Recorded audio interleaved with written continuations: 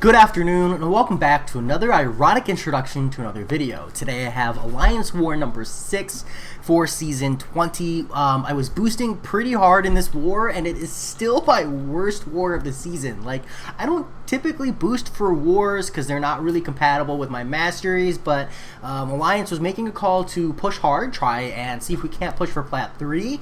So I'm like, okay, I've got some boost and overflow, let me see what happens. And this first fight is Omega Red versus Guardian. Now, this is lane 2. It's a pretty simple lane as long as you're not getting hit. If you get hit and you're not playing the fight in a specific way, they can get a lot of Furies and it can be incredibly punishing very, very quickly.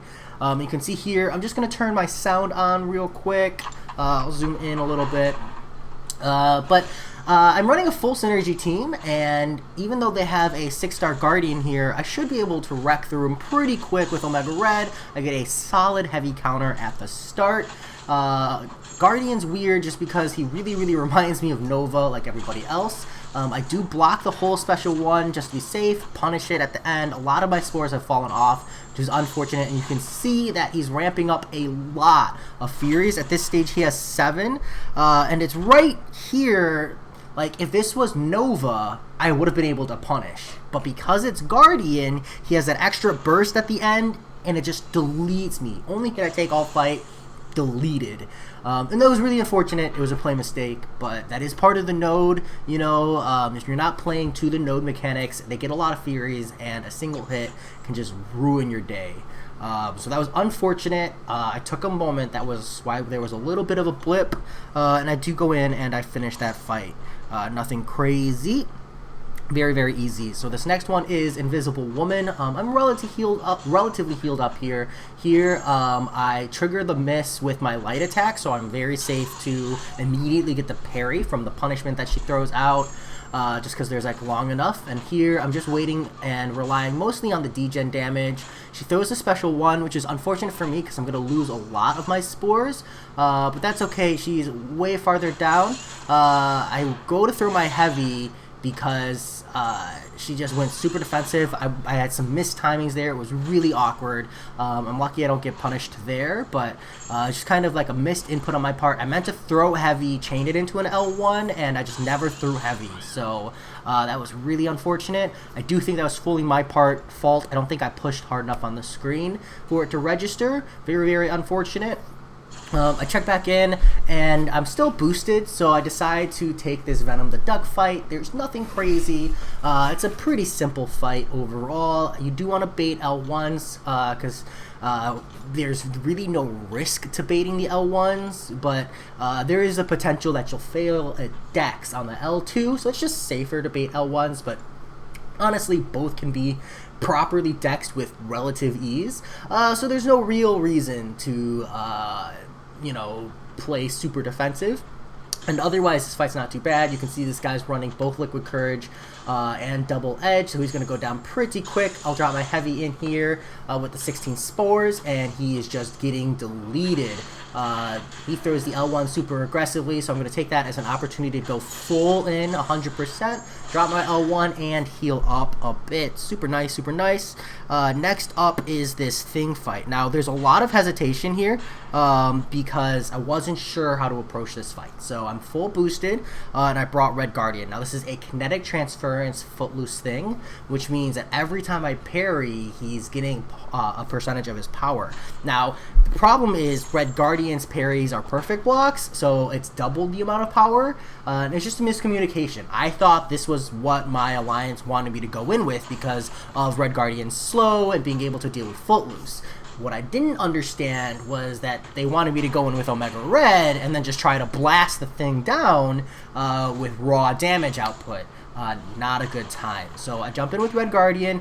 It's a pretty rough fight. There's just a lot of power gain, and I just wasn't mentally ready for it. Here you can see that I went to throw heavy, opted not to. I waited for him to throw up his block and then threw my L1 because it was safer. I did get lucky and he helped block through it, so I didn't get punished.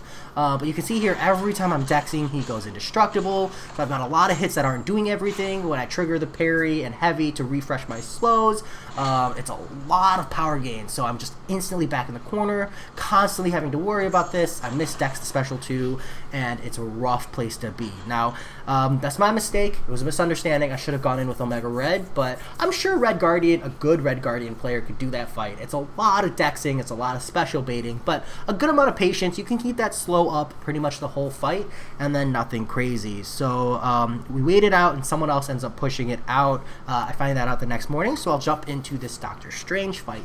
I am full boosted for this Doctor Strange, 30% champion boost, 10% attack boost, and I believe, indestructibility boost. It doesn't look like I have that active, so I guess not. But my goal is to delete this guy without ever letting him throw an L2. I'm going to punish that heavy. This is a Rage Doctor Strange, so nothing scary, really just a matter of stalling it out. Drop my L1 here, mostly just to let the spores do their thing, and we move on. The next fight is a Guillotine 2099 on a Special 2 biased. Let's see what the note is. What we do. But I'm 2 deaths into this war. I'm not feeling too great, and I've used a lot of items. It's a power focus 2 aggression prowess, so you don't really want her to throw L1s. You want to push her to an L2 as much as possible.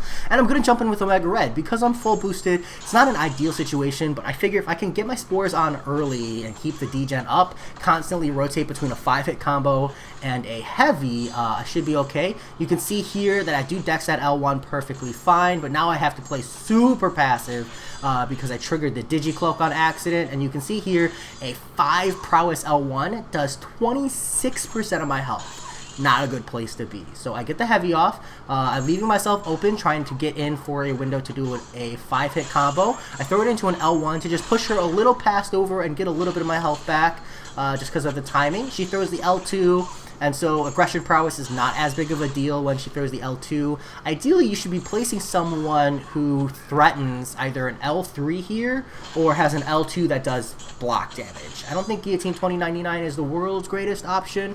I think it's because of the Digicloak and the L1 that people do it. But I do personally think you want an L2 champion. Because you see here, I'm just going to rotate heavies, 5-hit combos. And just very, very slowly tick her down. I had that initial fear from the L1. I do take this L2 to the face, but it's not a big deal. It doesn't do a lot of damage. And from here, it's just a matter of knocking her down, 5-hit comboing her back to an SP2. The Power Focus 2 really, really helps me, the attacker here. So now I back off because I need to get another heavy off to re-trigger the Digicloak. There, I just instinctively dodged back, so it was unfortunate. I'm going to force block because I don't want her to throw the L1.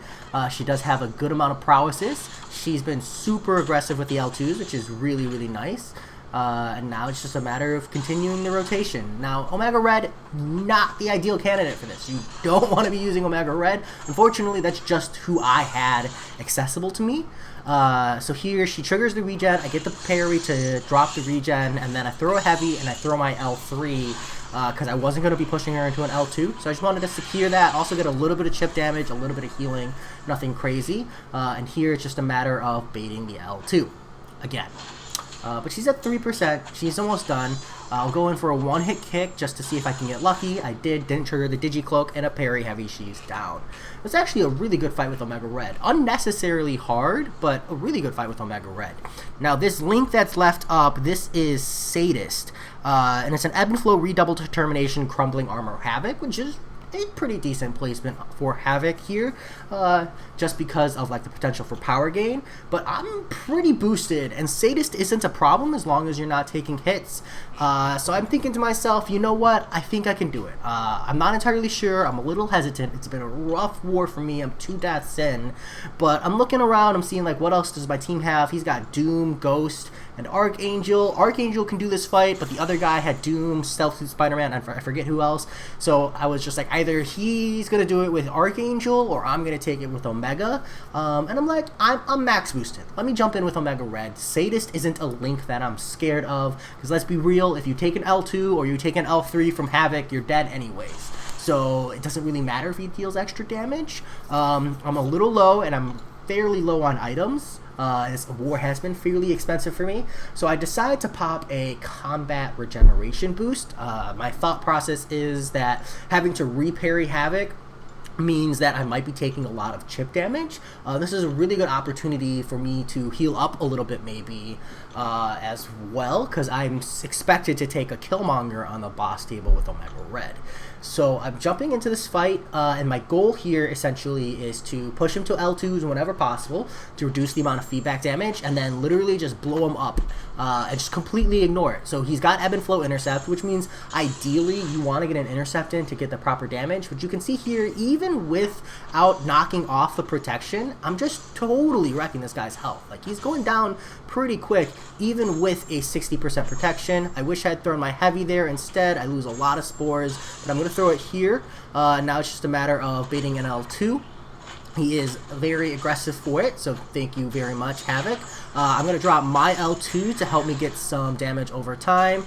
Try to get my heavy stuck again, and you can see here I'm sub 50%, so I just got to bait another L2. Pretty good so far. I'm feeling pretty good about the fight. He's almost down. I've got a high amount of spores. I get an unblockable hit there, which is really, really well for me, especially since I did combo it into a full combo. He's almost dead. So here, I'm just going to wait out one more time. I get one hit in. I thought he was going to go aggressive. I do replace the heavy, and he's perfect. Like, I really did it perfect, but Havoc's passive power gain brought him up to the L3, and you have no idea, I was spamming L2. Like, I was just spamming it. He got his L3 off instead. I don't know how a knockdown opponent gets the priority there. Maybe I wasn't pressing the L2 enough. That's rough. That's rough. But that was death number 3, and I didn't take another fight in the war. We ended up losing this war mostly to deaths, so I feel really bad. To be 3 deaths in a war that you lost by deaths is really rough. Really, really rough. I guess I should have popped an invulnerability boost. And if I take that Havoc again, I'll pop an invulnerability boost. It will give me some room for error there, but I really was throwing L2. I didn't throw. And if that L2 had thrown, that plus my heavy degen, he totally would have been dead. So it is what it is. I should have baited a special rather than go aggressive, but aggressive is how I decided to play it, and I suffer the consequences. Not a great war. We still got wars 7, 8, 9, 10, 11. I think we've got 5 more wars. So hopefully I perform better in the next one. But as always, I hope you enjoyed. I'll talk to y'all later. Peace.